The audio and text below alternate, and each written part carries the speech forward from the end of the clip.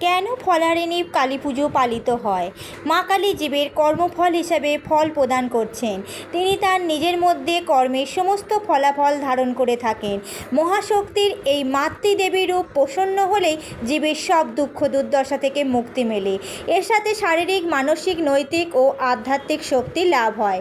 কথিত আছে, জগতের মঙ্গল কামনায় ফলহারিণী কালী পুজোর দিন রামকৃষ্ণদেব তার স্ত্রী সারদা দেবীর পুজো করেছিলেন।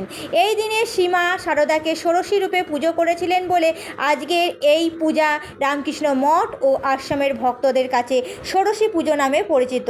এছাড়াও 1280 বঙ্গাব্দে মাসের অমাবস্যা তিথিতে তিনি দক্ষিণেশ্বরের আদ্যাশক্তির সুগণ রূপের পুজো করেছিলেন।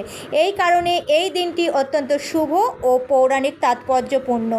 এই দিন বিভিন্ন ধরনের ফল মা কালীকে অর্পণ করে পুজো করা হয়ে থাকে। জয় মা কালীর জয়।